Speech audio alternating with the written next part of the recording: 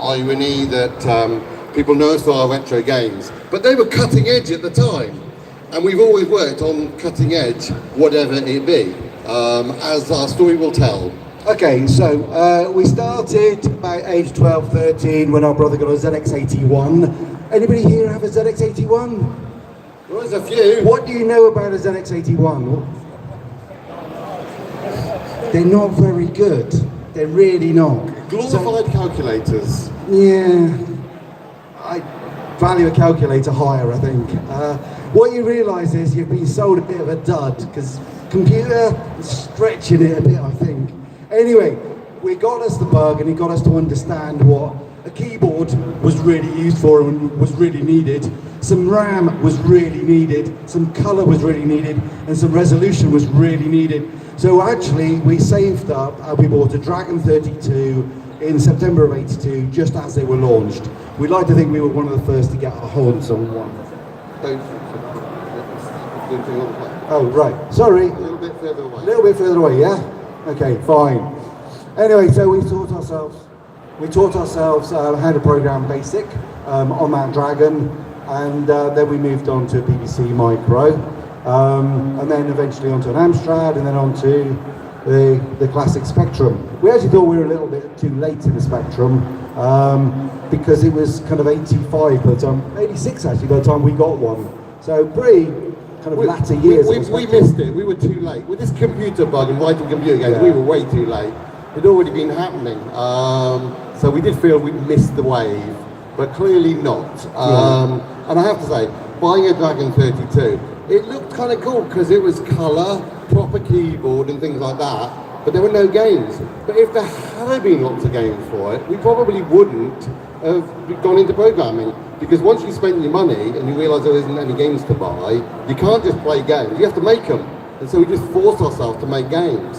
Whereas if we'd have bought a Spectrum, we probably would have just started playing all the games, and it was a little bit more difficult to actually write on initially. And it'd be so easy to just like boot up a game. Get home from school, just boot up a game. We managed to win in October '83, as it says, the TV competition, which really helped cement the fact that this was what we wanted to do, but also validate that it was worthy to do. Because up until then, everybody at school just called us geeks and nerds, and our parents, they weren't that supportive. They weren't negative, but they were like, yeah, but you will get a proper job and you will go off to university and all this kind of stuff. But winning that TV competition gave us kind of a renewed enthusiasm for like, actually we can do this, which we needed that. And to be honest, I don't know if you're aware, but in the games industry, most of the games companies were formed by brothers.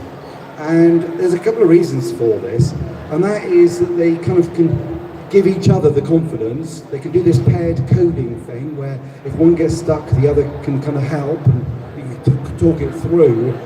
But also, computers were expensive, so you could kind of share pocket money, birthday money, paper round money to actually afford and buy all the equipment that you needed, or the computer that you needed, which was damned expensive. We started just drawing sprites on paper, but very quickly realised that that was time consuming, taking those drawings and turning them into hex codes and then typing them into BASIC. And then when you type them into the BASIC, they run too slow. So one of the first things we did was to make an art package so that we could just draw on the screen very, very quickly. And that was Easy Art.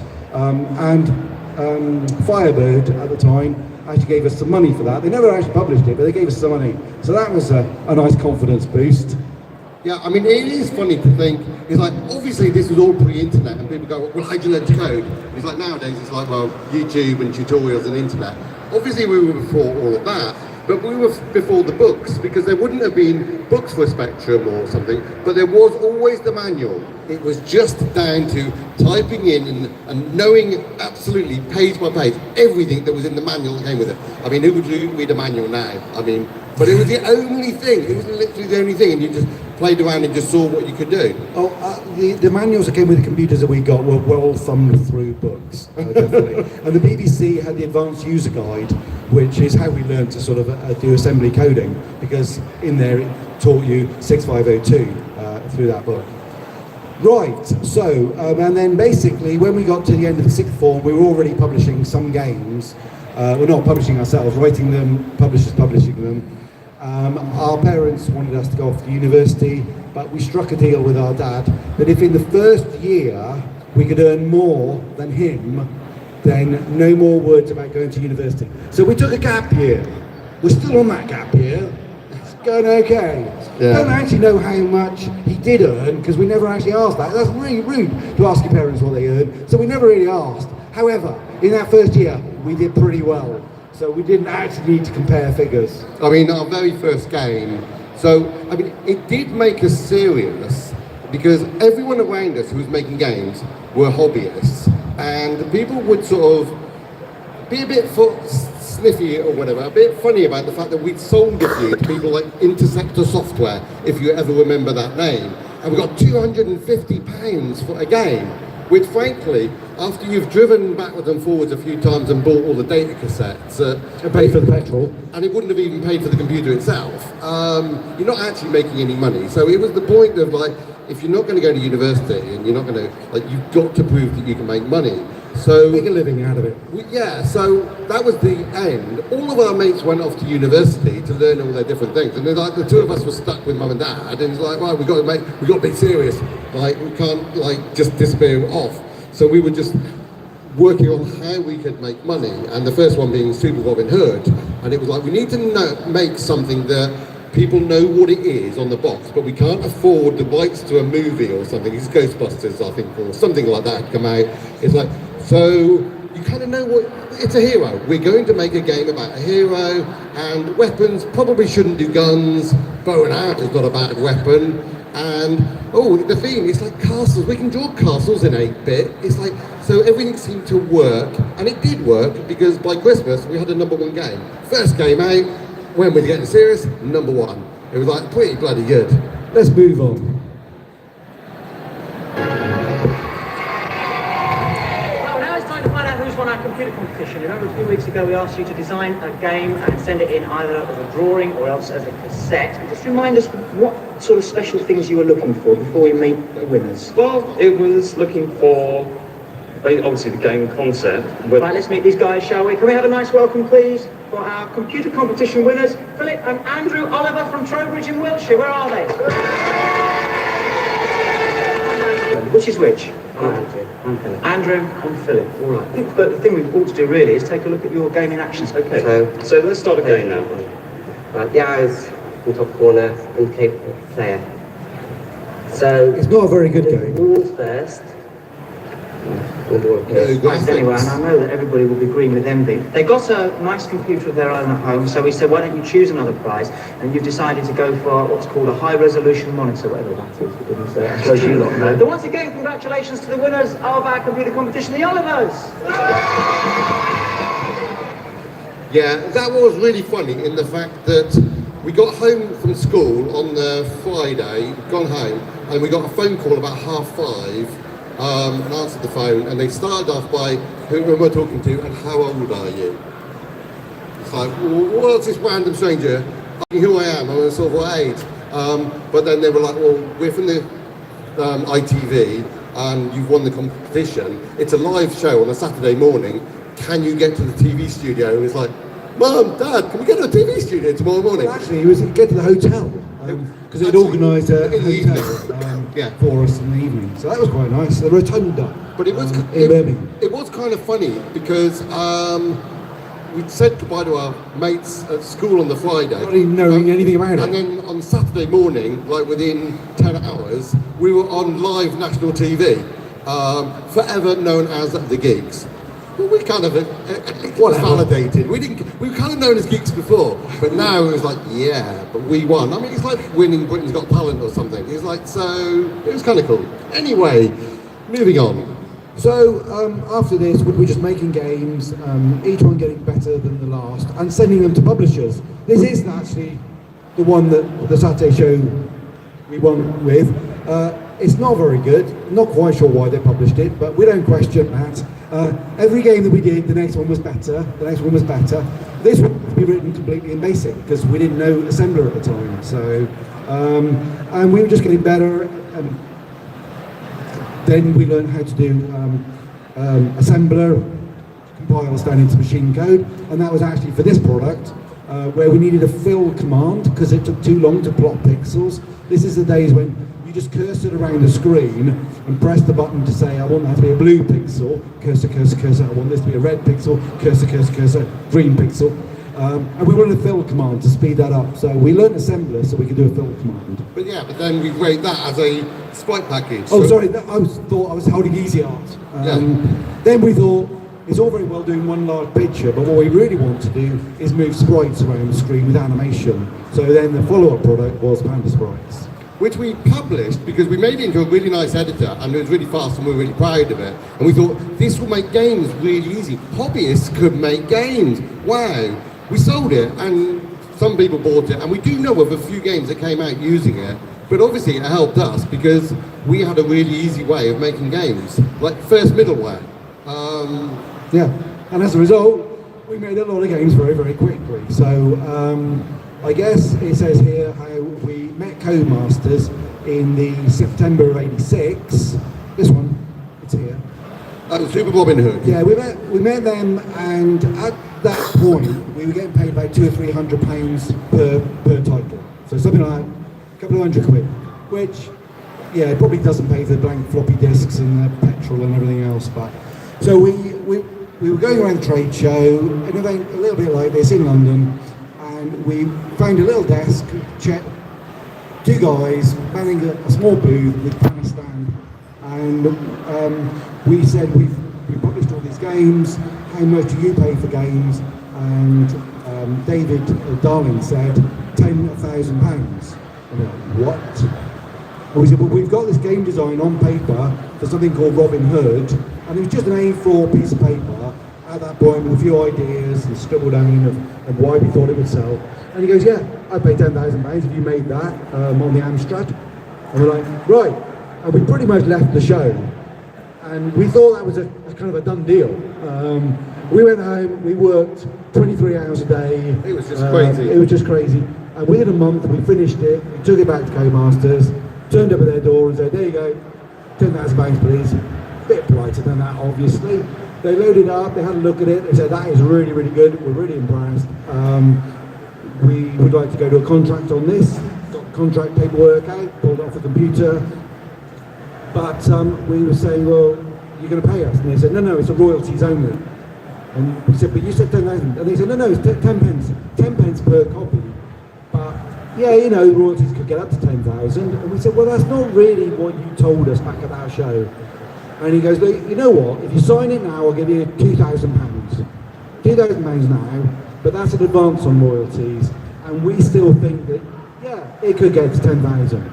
Well, bearing in mind we've come from deals of £200 each, and we're here, and you're going to give us a cheque now, we decided to take it.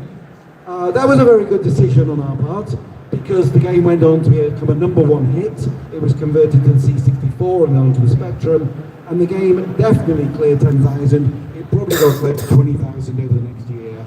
And of course it started a long relationship with Codemasters, because the minute that started selling, we decided, we're going to make another game, and if the first one can be done in a month, then we're not going to give ourselves more than a month. We're going to do a game a month for Codemasters, and we're going to bang them out. And so that's exactly what we did. And by the time we got to our second one, we go, and we'll do a Spectrum one as well. So on Ghost Hunters, the second one, we did the Spectrum version ourselves. Partly because the guy who was doing the Spectrum conversion of Super Robin Hood was taking forever. It took us about a week to write the Spectrum version, but that was actually a long time. After this, every one of our Spectrum games took a day. One day, because we had a really good editor and a really good conversion pipeline, and that made all the difference. So we only had to rock the sprite routine once, the sound processing once, and then it was just the same engine just being used every single time. Next. Yeah, I mean, we do cheat. I mean... we cheat. We use whatever tools we can. And if the tools don't exist, we make them. And yeah, I mean, there's lots of Dizzy games, for example. It's like, there's no surprise that it's the same engine underneath, but each Dizzy game, we try and add a few features. Can I just say, that engine there is the same as that engine there. Yeah. It's the same as that engine there. Underneath it's all the same kind of code, pretty much. There's very few changes. I mean... Because coding takes a long time. Don't do stuff you don't have to. Just change the graphics and do it again. I mean, Nobody will notice. Well, we carried on. We've been making games all of our lives, and they're Blitz games. I mean, it surprises people that Reservoir Dogs and Barbie are the same engine written at the same time. So, yeah, I was talking about the Robin Hood. We basically, slightly got ahead of ourselves on this. So we wrote Robin Hood first. Thought that was a really good thought. We want to just re-skip it. It's a really good engine. Change all the graphics off, change the theme. And we thought, well, we've just done castles and Robin Hood and stuff. Oh, let's set this in a completely different environment. And we thought, haunted houses. We knew the Ghostbusters were really big, ghosts and stuff. We love Scooby-Doo, so we thought we'll kind of take somewhere in between kind of the Ghost Hunters, Ghostbusters and a haunted house, and that's where Ghost Hunters came from.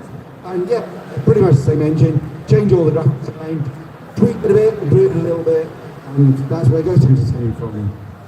And then, that went quite well, quite as well as Robin Hood, so we thought we'd do another one, but we're going to come up with another theme. And I'd been forced to read The Hobbit at school. I say forced because I'm not really a book reader.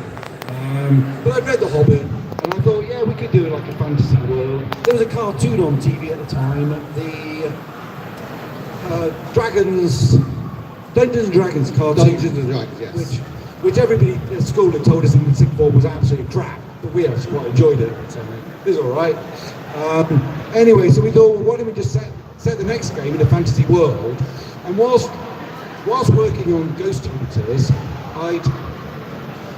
for just a couple of hours, I got a bit bored of drawing a head on a man where you've only got 3 pixels by 3 pixels with 3 colours. Because one colour is transparent and you've only got 4 colours. Trying to draw a head in that size is very, very difficult. And you've got to decide, nose or no nose. If I put a nose, it's a single pixel and it makes it look really big. And if I don't, it looks like a boxer who's had his face smashed in. I can't remember whether I went nose or not, but because I was having this dilemma, I just thought, God, wouldn't it be nice if I could just draw a really, really big face? So I just drew a really big face. And then I was showing Andrew, and he was like, oh, look, really big face, you can kind of show expression, I can just change it. But we can't really do anything with that. And then I was like, well, we could stick some feet on it and stick some arms on it. Yeah, actually, I'll just stick a little animation on that. Oh, that looks really good. And it was a couple of hours just mucking about. It was like, maybe we could do something with this. But we'll park that, we'll just save that off and we'll come back to this. So finish off Ghost Hunters, and then a few months later, we did Grand Prix Simulator in between. Because Codemasters had produced this game, BMX Simulator, which outsold Robin Hood, which, yeah, they outsold our game, so it's like, people like BMX Simulator. We think they'd like cars better, racing cars, if they had the opportunity. So we're going to do Grand Prix Simulator. So we actually did Grand Prix Simulator, and then we thought we'll go back and pick up that character, that funny little egg character, big face character that we did, and we'll put him into this fantasy world. And so that is how Dizzy came about.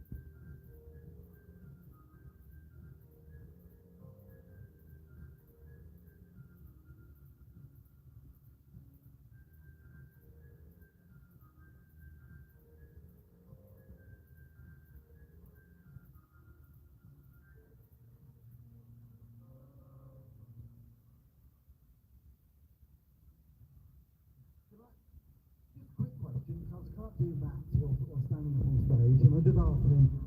So we wrote that in February, did the original in February '87. How many years ago is that? No, none of you can either. Good. Right. Come on, somebody just grab your phone out. It won't be embarrassing. I'm just thinking a freaking long time ago. 39. That's what we thought. That's what we thought, but we weren't. It's a long time ago. We weren't confident enough to say it. It's quite a long time ago, isn't it? Remember that. Right, Andrew. Okay, yeah. I can do this one if you want. No. It's because he wrote the slide, so I'm just looking at the slide. Oh yes, I do remember. We had to fit these games with all their little characters and the stories and the puzzles and the objects and stuff into the humble spectrum. And it's quite amazing to think that the entire game, because there's 48K, but that memory is a screen as well. So if you take away the screen memory of 14K, you've got about 34K for the graphics and everything. Can we just clarify 34K? That's 34,000 bytes. Those of you who don't know bytes, Letters in the alphabet. think of a character, just the letter of the alphabet. So you're talking kind of like a page of text or something. In fact, I asked ChatGPT how much memory. It started with, wow, you made games in that memory? That's quite nice. You know, sycophantic ChatGPT. But then he said, well, that's half of an emoji. So an emoji graphic, he said, is about 18. He said, an emoji on your iPhone, on your Android phone, he said it's about 80K. So he said, yeah, to do that is less than half of the memory of an emoji. So, yeah, I mean, we look back and go, how did we actually do that? But I do remember it was like every byte counts, and We were down to the bits. well, obviously, like we were looking at ways of compressing things, but obviously, if you compress something, then you have to have a little tiny routine to uncompress it. Oh, there's no ramp on compressed, you can't do that. So we were like, well, we're a bit stuck there, but literally, we were like, oh, this little bit of code is counting. You're going, that's about 100 instructions, and every instruction takes 2 bytes. We can spend ages and ages. Oh, I've got it down to 86, but you can't be 86. It actually became a game of who can write the best compressed code. And obviously, it gets faster and faster as well. But it was just a game of, to see how unbelievably efficient you can. But it was a creative game. Because some people could take that as just a puzzle and get code faster and faster. But we're trying to make a story with characters and various elements. So we were trying to end up putting text in, trying to put a story in, lots of characters, lots of fun graphics. And I remember when we were trying to map out the screens, we were giving ourselves about 100 bytes per screen. So there's a budget of 100 bytes to make the most interesting pitch you can. And when you've done that, you've got as interesting you can. You go to the next screen, you go, it must have looked like the previous screen, must have really different to it, and people move to one screen to another and go, oh my goodness, I wasn't expecting that. So then you go on to the next screen, you go, another 100 bytes. So this screen, And the funny thing was, the Commodore 64 was all character mapped. And if you character map the screen, you've got whatever it would be, 32 characters by 24. Work out what that is, just to have not maths on stage. No, I'm not going to do maths, but 32 times 24 for a one-screen character map, which is what everybody was pretty much doing. It's like, well, it's already several hundred just for that without the graphics themselves. And it's like, well, we didn't do character graphics, so we were literally like 640 bytes. right. So that was way more than we could afford. So we just had a set. We're getting our screens down to 100 bytes. Yeah, well, so we This had, matters. we had a This set- matters. we had a set of sprites. It might have just been a fluffy thing, okay, and then we could say, I want it Bush. a bush, yeah. Well, it could be a tree. It was just a fluffy thing, and it wasn't Foliage. and it wasn't necessarily green. Because you change the colour of it. Yeah, because we'd say sprite number, and then with I think 128, so we had a spare bit, so we could like find. Flip it over. Left or right there. Is it left or right? I don't know. Solid or not solid, I was going to say. But we were just playing around with every bit and an X and a Y coordinate. It actually meant that things didn't need to be all character lines.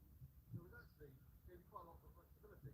And you could, like, have a few bits to just get it a colour. So you could have a red one or a green one. And actually, it gets quite colourful with very little We're getting quite Yeah, let's move on. for those who don't know bits and bytes. Okay, let's move on. Okay. Right, yeah, so that relationship that we started with Codemasters through the Super Robin Nucleus and Disc Golf Simulator, Dizzy moved on to Pro Ski Simulator, we then did Fruit Machine Simulator, and a whole load of games, far more than I can remember right now. Operation Gunship, name a few. I don't know, but it was... It was a lot. It was a lot of games. We did get into the Guinness Book of Records for the most games, right? We did. We got Guinness Book of It was about 50. It was about 50 games, and we would always put them out on a couple of formats. And the relationship over the next 5 years was fantastic.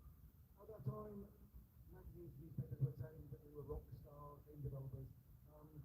We weren't having wild drug-fused parties or anything. All of our mates got at university. We were stuck at home coding ridiculous hours, 7 days a week. I remember doing Racing Games Time, the map for the Racing Games Time. I remember Did the doing- charity. It was the charity. I remember doing it on Christmas Day, just sitting there exploring a world on Christmas Day. But it was actually really, really good fun. Because when you churn out a game, you have an idea, and within a month, well, like within 2 weeks, it's up and running, and within a month, it's done. And a week or two later, the Codemasters were really, really slick in their production and getting it out of the shop. A few weeks later, it's in the shop, on the shelves. And we were getting such a reputation, it was quite often number one in the charts as well. And we were like, this is amazing. So we would nip out to Smiths or Woolworths kind of once every other week or something, just to pick up magazines, read the reviews, bit of a buzz. Now get back to work. Come on, we've wasted an hour going to the shops. Come on, back. And that's how our lives was for about 5-6 years. Actually, I should mention, because it comes up in Q&A, so sorry if you had this question, how many games did we actually play? It's like, well, the funny thing is, we had this BBC Micro over in the corner, but it was quite... Learnt on. Which we kind of learned stuff on, but Codemasters didn't want to publish on the BBC Micro. That was Acorn Soft did that. They wanted to just go... Superior. Yeah, okay. Yeah, we did do a couple of games for them. Anyway, but it was more a case of the market is in the Spectrum, the Amstrad, the Commodore 64. So, but we did have this BBC Micro over there, and it did have a disk drive, and it did have a lot of good Acorn Soft games. So it was generally the reward. It was like a couple of hours, and then we'll have a break. It's a different screen. Snapper and Planetoids and stuff like that was our breakout. We were like, oh, going to play a game of Snapper, Breakout, Elite, Revs. Yeah, so... Elite took too many hours. My goodness, who played Elite? My lord, that would just sink your hours into that one. But I mean, they were all fantastic games, and very, very clever. Those coders are way, way better than us. Jeff Kramer, he probably turns up with these sort of things. The one who wrote the racing game. Andy Inbell and David Braben, they are clever guys. Yeah, they were way beyond. So we were kind of like playing those as our kind of breaks at screen time. Breaks away from the screen time was another screen on the kind of the arcade machine in the corner, and then we'd be back to coding. So that was our kind of.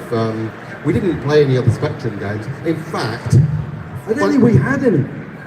Well, a mate of ours showed us Tetris from Mirrorsoft. He brought a cassette up and he goes, "What do you think of this?" He put it in, and we were like, "That's just crap, mate." Yeah. And we literally just like, it's a bunch of falling bricks. Little did we know. Yeah, no, it was actually very good, actually, turns out. Yeah, it did all right. When the Game Boy came out and it's packaged with the Game Boy, we got absolutely hooked on that and go, oh my lord. And it's like, and the thing, we saw this a couple of years ago on the Spectrum and just dismissed it. But it's partly because we were watching it rather than playing it. Yeah, we were watching him trying to show it to us, but also we were making lots of little characters running around and stuff, and it's like, this is a brick, so you can do this with characters. This is teletext, game for teletext. Anyway. Yeah, well, we didn't call that one right, did we? They did all right with that. I think they still do all right with that. Tetris is still pumps in loads of money. Anyway, at the end of '89, we could see we just produced Ghostbusters 2. It was very nice to see a big Vigo over there. I drew a copy of that Vigo poster on the Spectrum once upon a time, and on an Amstrad. He does step out of it. If you've ever played Ghostbusters 2, yeah, it's. Imagine it, don't look at it, imagine it. That's what I say about a lot of my graphics, imagine it. Anyway, we got to the end of '89 and the 8-bit console, the 8-bit computers were dying.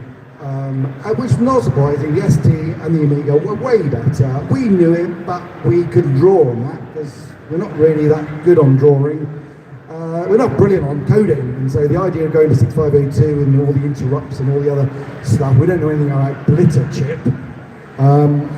So it kind of scared us a bit to move. There was the other thing. We knew what we were doing on Spectrum and Amstrad. We felt confident that we could code in that, but there was another thing about the ST and Amiga, and that was like our mates, like now Codemasters, as they were getting these Amstrad, ST and Amiga, they were going, look at all these games, and they go through their disc boxes and just pull out all of these copies of all these games, and we were like, this is just wrong, mate. It's just like, it's so easy to copy though. There was no piracy production. And so it was like, you've got 100 games there, and you haven't bought any of them. And it was just like, this is all around Codemasters. And we were like, how, if we make games, how are we going to sell them? Because at the end of the day, so we've got a whole bunch of artists and programmers around us going, it's so cool though, aren't they brilliant, aren't they brilliant? And they're spending more time actually playing them and being fans of them. And then we're going, but no one's going to buy them if you just pirate them. And he's like, we've got a bit of a problem here. So we were like scared that it was too powerful, but it was too easy to. Codemasters did convert quite a lot of our games onto them. And we were fine with that. It wasn't. We It weren't wasn't doing our it. problem. It wasn't our risk. Although we didn't make much money off them because they got pirated everywhere, but it didn't bother us because it wasn't our time too much. And it was nice to see them up west. It was kind of cool. Anyway, so January 1990, with us thinking the Spectrum and the Amstrad, they've had their last Christmas. This is it.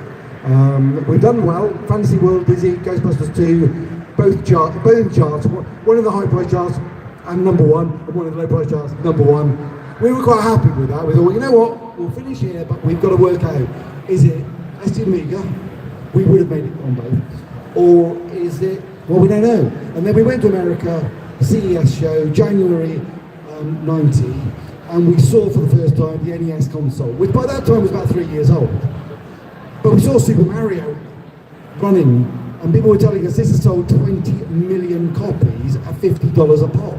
And we're looking at it going, it's kind of Super Robin Hood. It's like, we could do that in a month. It's like, because that's what all our games are done in a month. And we're like, and let's just learn a little bit more about the process of what's in this. It's 6502. We know that. We learned 6502. We can go to 6502. It's a character map screen. Well, we played around with the concept of that. And so we thought, you know what, we're going to give this a bash. So we talked to Codemasters and said, we're going after the NES, which was exactly their conclusion as well. Let's go after the NES. Let's make a load of games for the NES. So the next 3 years, we spent basically pumping out lots of games on the NES. The first, which I don't have the actual box, but it was Fantastic Dizzy. That's the PC version, I think. But we made the NES version. We did Super Robin Hood, we did BMX Simulator, we did Firehawk, we did a whole bunch of games. Yeah, and it was really nice to go and revisit. A bunch of Dizzy games. Yeah, and we just revisited a lot of the sort of popular games, but I was going to say upres them, but actually I really loved the style of the NES because it was a Commodore 64, like without a keyboard and just with the controllers. But it was a nicer clarity of graphics. Yeah, it just richer colours. It did look really, really nice, and so it was kind of basic. And the 6502 is a much slower chip than a Z80, so it was actually going back, but you could scroll the screen around. And there is and you had hardware sprites. And it has a really nice, clean, professional look, and it's actually relatively easy to program. Whereas a Spectrum always looks a little bit grainy and bitty and all. And it's a bit slow because you're trying to move pixels around the screen as well with an 8-bit processor. Yeah. Moving the big hardware sprites around. That's what we did for the next 3 or 4 years. A lot of those games never got released, well, until Kickstarter came along, and then some of them actually got released. The Evercade, I've signed a few and they're all on the Evercade, and we just signed one here. Yeah, the Oliver Twins Evercade cartridge has got all of our NES games on, which is very cool. And yeah, because they were games that some of them never got published, so it was a chance to get them out there. Yeah, because half the reason, I mean, we're kind of businessmen, but we're kind of creatives as well. Half the reason we do this is to kind of make something creative and get it in people's hands. The other half is to get paid for it, obviously. But if you can't get paid for it, then you just want it out there anyway. Okay, so the reason that all stopped is because these games were unofficial published games on a Nintendo, and Nintendo didn't like that. Their business model was very much based on the printer business model. You sell a very cheap console, but you make the money off the cartridges, and they wanted to make a royalty off every single game ever sold on the Nintendo. Well, they wanted to control it. They had to manufacture. They were manufacturing, and Codemasters Started making their own. Yeah, well, Codemasters said, well, we've never paid Atari for the ST, and we've never paid Sinclair for the Spectrum games. We're not about to pay Nintendo. So they just made them. And it's like, it's actually quite difficult, but they had an electronic expert who said, it's just a couple of chips. I'm sure I can get a chip blower and a little bit of circuit board. There's companies in Coventry that will do your plastic moulding for your cartridges. And so literally, I mean, it ended up all being done in Leamington Spa, actually, which I think most publishers probably wouldn't have even dared to think about it, but then logistically would have gone, oh God, let's just let Nintendo manufacture the cartridges over in China. But Codemasters was like, no, we're just doing it ourselves. And they did, and they did end up in court. It all got really, really difficult and political, and So we parted company. we have to move on because It's the polite version. Yeah. The more detailed version is in the book. yeah, but we knew we had to move on. We couldn't write on Nintendo anymore. It's like, so we've got to move on back to the ST and Amiga, or there's, I think if we There's went Mega Drive and Mega Drive, Genesis. Sega had entered, and so we went that way. Yeah. Okay, so At this point, when we went to CES and we saw the NES, we decided that as well as changing formats across the console, that we would move up to Leamington, because we were from Trowbridge. So it was a long journey up and down the Foss Way, which we had to do kind of once a week. So we thought, hey, you know what, we're just going to go and buy a place in Leamington, going to move up there. And then once we were there, we're like, I'm not very good at graphics. I tended to do a lot of the graphics. I did coding as well, but Andrew did a lot of the code. So I thought, well, we should get an artist. So we had an artist. He would come around our front room and basically be drawing in the front room. Now, this isn't very professional. We should get an office. And so once we got an office, it's like, we should get some more people. So we actually started employing people, and that was the foundation of Interactive Studios, which then got renamed in '99 to Blitz Games. oh, a video. Oh, pause that. Can I? No, we're back. How are we doing for time? Oh shit, we might have to go a bit quicker anyway. What I was going to say was that for 23 years we ran Blitz Games. We employed 600 people. Anyone at the height, there were 250 people that we had to manage. We produced an enormous number of games. I think it's over 100 different games. It's about 150. Yeah, and things like Epic Mickey, but there was Glover, there was Action Man, there were Barbies, SpongeBob, Dogs and Barbie Tag. made at the same time. absolutely Bad Boys, the Epic Mickeys, Puss in Boots, Chicken Run, Lilo and Stitch, Little Mermaid, Froggy 2, Batman World 3. We made a shitload of games during that time. Well, we had a big team. We're very proud of them. This is one of the final games we made.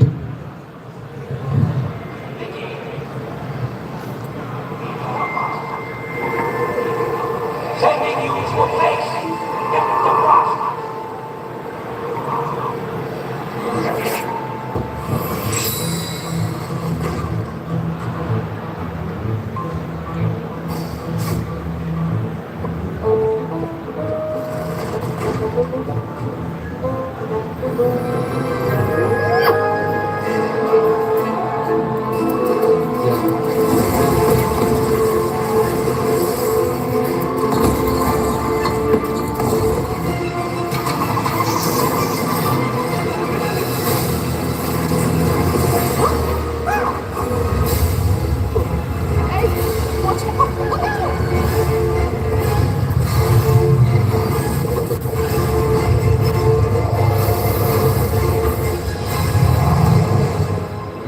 Move on.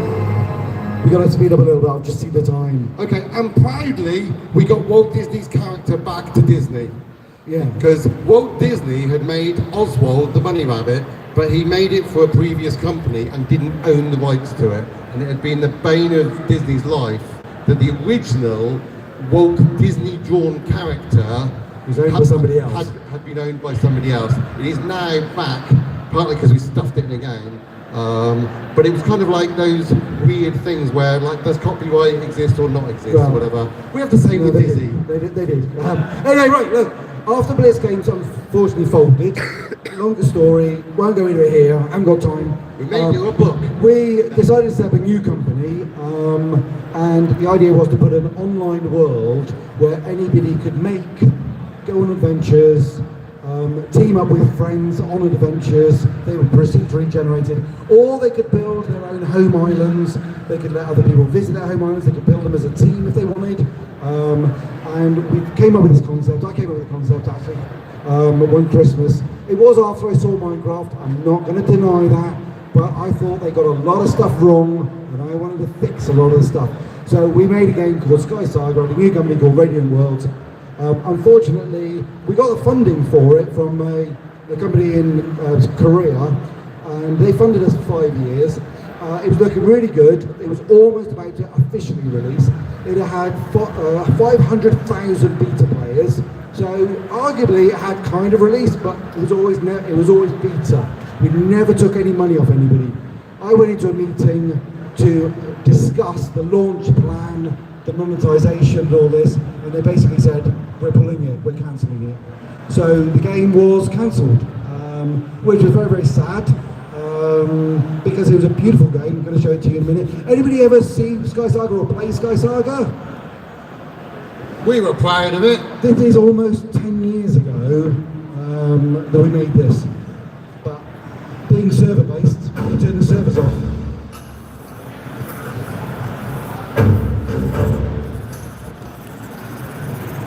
This was a milestone build. You have to do milestone builds every month, show you updates.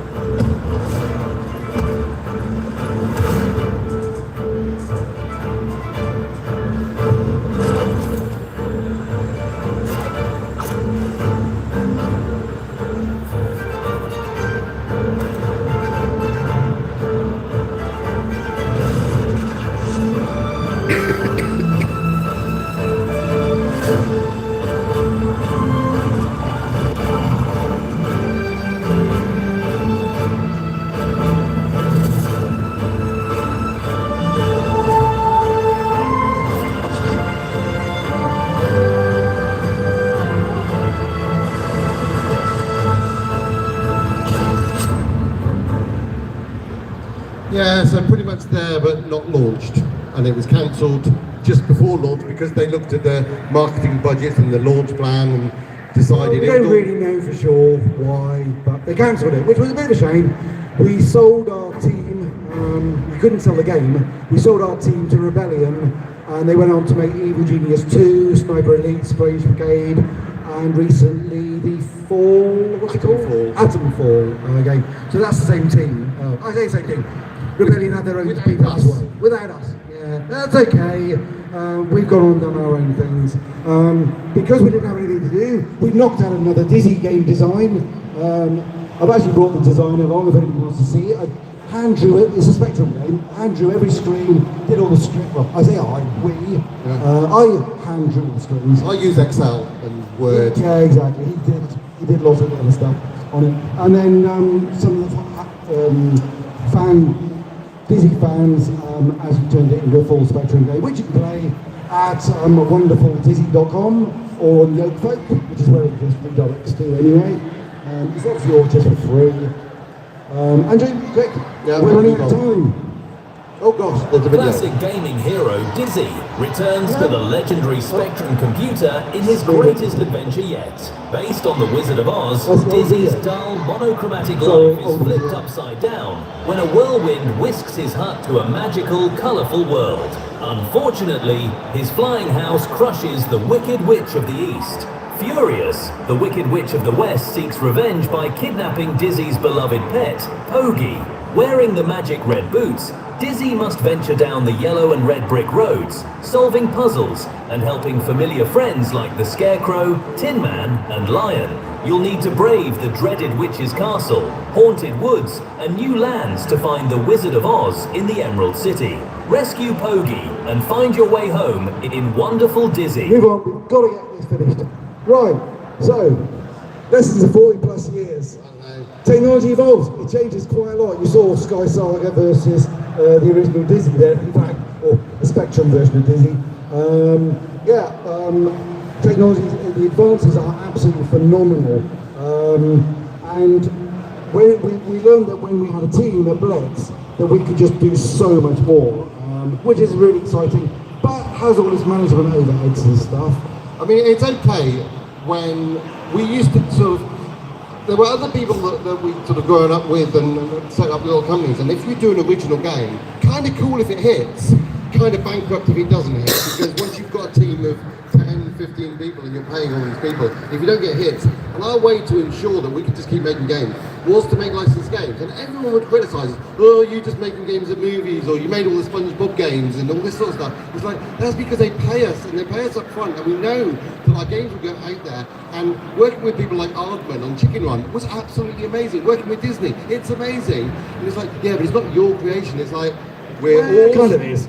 It's our creation Based on their license. Yeah, based on their license, and we all enjoyed it, knowing that we can do this stuff and have big teams and make good games that we're proud of, and everyone's happy, and no one's like, until Disney and people all pulled out and went bankrupt. But I mean, That's where the resilience matters comes along. yeah, you just have to like pick yourself Pick up. yourselves up, get going again. Right, move on. We ain't got time for dwelling on this. So the modern landscape is there are these massive blockbusters which cost literally billions. It's absolutely crazy. But then at the end of the range of the spectrum, you've got the indie scene with things like Megabomb, which is doing phenomenally well at the moment, obviously.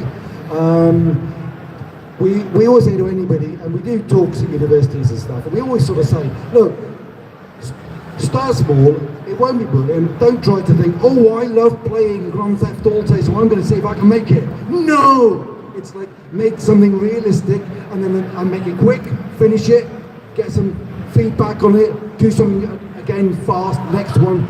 Learn everything you make will be much better the next one you make, the next one you make, the next one. So just remember, always finish it, don't abandon stuff, but make it short, make it simple, something within the scope.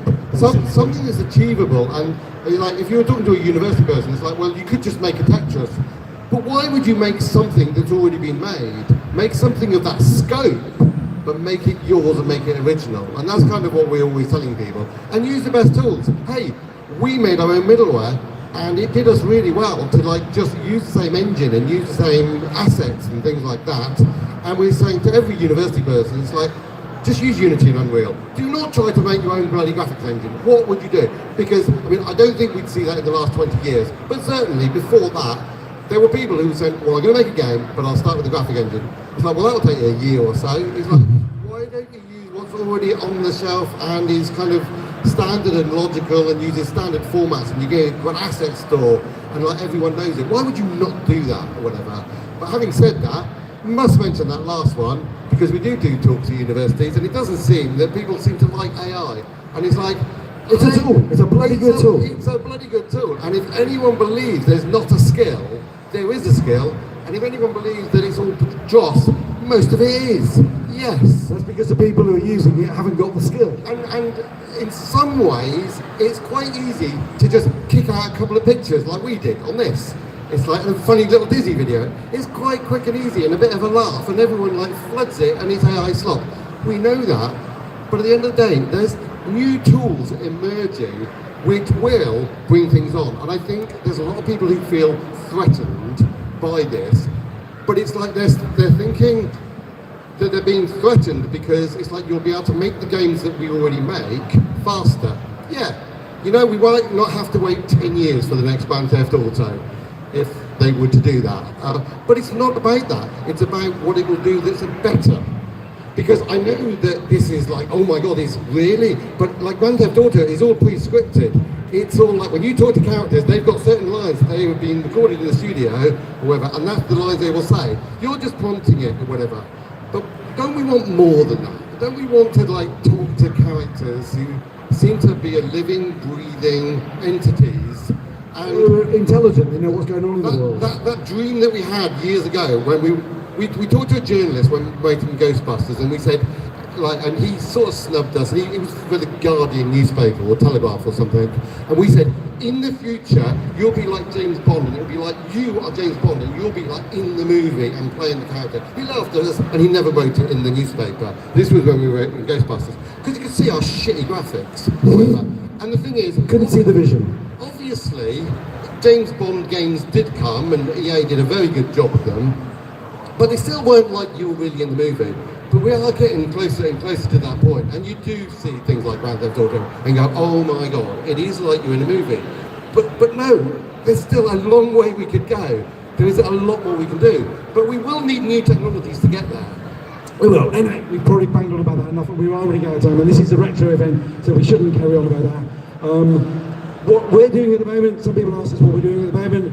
We are terribly enthusiastic about technology and what we can do with technology, and so we thought, wouldn't it be cool if we create an engine whereby, with no code, you can just make games, and you can put them out and they'll just run on anything, and they'll run on anything forever. So that's what we're working on. We're working on Richcast, and one of the first uses is we're offering it to museums so they can bring stories to life effectively, and make it a bit more of an entertaining day, but also educational and much more fun. So that's what we're doing at the moment. Actually, move on very quickly because we've run out of time and we're going to run out of questions. So this is what we're doing at the moment.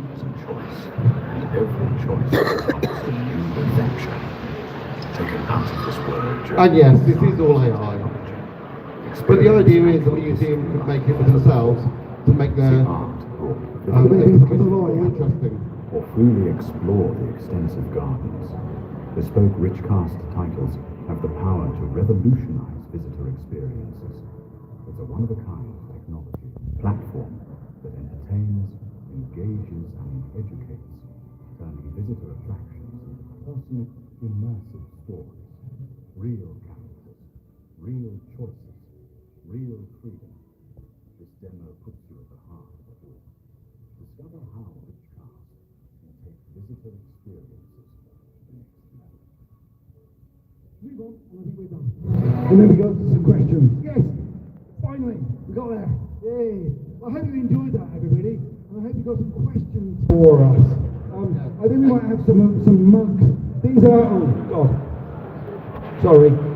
We got some mugs just from our new company, which we're just going to give out for anybody who asks questions. So we just thought we'd kind of get people to ask some questions. There we go. First question. We're not going to be able to hear him. We couldn't hear that. I did. Do you think we'll ever see another official Disney game? But we've got some unofficial ones coming out all the time, which is kind of cool. We'd like to. Will we do one? We'd like to. It's just, these things do take time. Yeah, even if you cheat with AI, they still time, effort, creativity. Yeah. But And we do kind of like to move on. We did have some time on our hands while we did the wonderful Disney. But we're quite busy at the moment. We've got a new company, new team, and lots to do. So, I don't think so. You got another question? give them the other mic. Oh yeah, go on. Right, who's the question? Oh, we got one. Did you ever get to meet Silent Sugar, Lord Sugar, whatever his name is now, or Sergeant Blair? Did you actually get with him in real life? No, actually, I don't think we did meet. No, I went to talk with Bill Gates with The Rock. I thought I didn't know who The Rock was. Well, we sort of did actually, because he was The Rock. hang on, we modelled him. I know we did. That was on Mummy Returns. We made the game for Mummy Returns, so we worked with him. We modelled. So obviously there was. He is the Scorpion King. Yeah, so obviously there was some deal going down, but he was on stage with Bill Gates launching the Xbox. And We did Bill a Gates- launch point. We did very Fusion first- Frenzy. Yeah, the very first game on the Xbox was Fusion Frenzy written by us. And Bill Gates said, favourite game. I don't think Bill Gates really played games, to be fair. It was just the first game. Oh, it's the first game. That one. I don't know.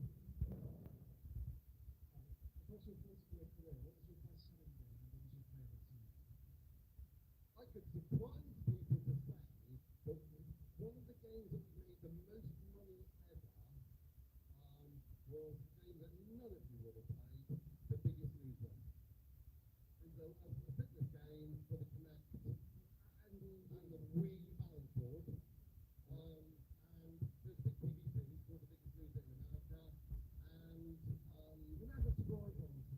The one that got all the most proud of, I'm not particularly proud of it, but it did surprise me well. PHP were like, when you do a fitness game on the Wii Connect, and it's like, yeah, it sounds like fun. Sounds like not quite sure how we're making a game, but it was actually good fun. So I would actually say that Dizzy 3, which one's the name of Dizzy 3? Songs World Dizzy was just me and Andrew. We pretty much did all of it. We did it in about 6 weeks. It sold phenomenally well. It was the most we thought was there out of the spectrum. We spent 48K. These guys cheated. And it worked on an improvement. But that one is a better game. That is actually a better, bigger game. But they have more memory. Photoshop and modern compiler. Yeah, they went in 2019, but we went ours in 89. So, most proud, I mean, there are so many games we're proud of that we've written over Every the years. game in every different way. This one, people absolutely love this. Sneak King, the Burger King games. We did Burger King games. Oh my lord. It's Yeah, like, none of you would have played those, but they were massive in America. 2.5 million copies. I did 3.2 eventually. Oh, 3.2 eventually. 3.2 million. Million. But yeah, that was a. That Sky was a Saga. How freaking cool was that? that never sold. Not a single dollar was taken for Sky Saga. I wrote the whole of Chicken Run. I actually loved working with Aardman, and they are unbelievable creative unity. I don't know how the hell they have the patience to model those little things, but that was a lovely experience. Another one was working on Puss in Boots with DreamWorks, and I remember having the initial meeting with the film director, and he said, look, we're busy making our film, and you're going to make the game. And he said, I don't know how the games are made, and I don't care how games are made. But he goes, one thing I want you to do is I do not want to see a character running around in the back of his head. He said, that would be crap. And I was like, and he said, obviously that's pretty much every bloody video game. And so actually, that was our one mantra. We always like to bring a new technology, a new thing to every game that we do. So it's like, oh, it's another bloody platform game. So it's like, right, we've got to make sure that it's a platform game where you play, where he's a big character and you see his face most of the time. Then the curveball was thrown at us by THQ and said, oh, and he's got to be on Kinect. But thankfully, saving grace, he's a sword fighter. That is something you can do with a Kinect. Yeah, or a Wii controller. The Wii controller. So it's a sword fighting game, and you see him face on. But that gives us a lot of challenges. Anybody play Puss in Boots? Well, it's a lovely, lovely game, and he's fully 3D character, all with fur, all in real time. It looks beautiful. And DreamWorks was so impressed. They said every single screenshot must say Puss in Boots, the video game, stamped on it, because they said it looks like a bloody film. And people will go, Which is a compliment. it's a real good compliment. Last question. It is not the last mug. If anybody wants a mug, they can just come up afterwards because I've got some more. But last question. He went for it. Is it? Hang on. The microphone is here. Mr. Atari. Okay. From a creativity point of view, was a licensed game more restrictive than, say, No. Actually, I would like to. There is a hell of a creative skill. I think if you give an artist a blank sheet of paper and say, draw me your best picture, You don't know what to draw. What the hell? It's like your customer, the person who just asked you, or in our case, like the game people are going to buy the game. What the hell is? What am I going to draw? I don't know. You need to have boundaries. You need to have a specification and a direction or whatever. And like when we were on a Spectrum, it was like we got 48K or 34K. That's a restriction. What we can fit in it, and we'll finish when And the 8-bit processor, and the resolution, and the colours. And we were trying to think, what is a theme? Okay, and we came up with Robin Hood because it's known about. Whereas when somebody comes to you and goes, okay, I'll pay you $1 million or something for SpongeBob, then we go, okay, well thanks, because now we can have a team of about 25 people for the next year making the best game they can at SpongeBob. And yeah, they'll immediately sit down and they'll work out how to turn SpongeBob into 3D graphics and 3D worlds and make all the things. Yeah, you're right. It's like, you could argue it's not creative because SpongeBob already exists.